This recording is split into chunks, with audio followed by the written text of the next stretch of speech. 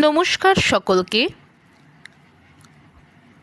আপনাদের সকলের সামনে পাঠ করতে চলেছি একটি প্রেমের কবিতা।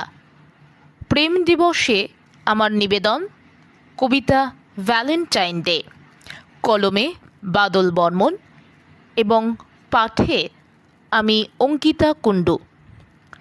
দুনয়ন মেলিয়া আপন দুয়ার খুলিয়া কেমনে চাই প্রিয় তোমায় ভুলিয়া, শত জনমের ভালোবাসা হৃদয় দেওয়া নেওয়া।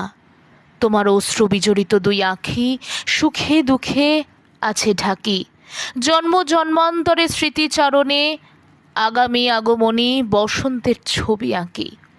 তোমার চাওয়া পাওয়ার মাঝে লুকায়িত কত জনমের আত্মবিলাপ।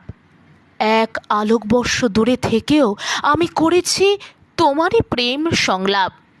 ভোরের উষা লগনে সদ্য ফোটা কুন্তজয়ী মালতী ও পলাশ প্রিয়া, আজও এই প্রেম দিবসে তোমার লাগি শাশ্বত কাঁদে মোর হিয়া।